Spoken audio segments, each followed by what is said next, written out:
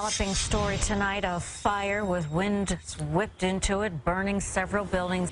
Crews from several cities working to douse the flames from the ground. We basically had companies fighting this fire from the front on Broadway, fighting it from the back of the building, over fences, every possible way that we could surround it to prevent the fire from extending any further. Firefighters also battled the elements. Black ice formed along the streets where water fell, and salt was later brought in, and the gusting winds made it difficult to contain. This thing could have really took off and took the whole block with it. When the fire started, 2 children were thought to be inside, but officials tell us everyone has been accounted for, including Karen Alvarengo's dog, Millie. I was at work, and then I just got a phone call from my mom crying her heart out, saying that the building is on fire, and I just got scared because I don't care if everything gets on fire. A deli and clock shop were located in the bottom floors of the 2 buildings. Up above, several apartments, and residents, some without jackets, could only watch as their homes burned.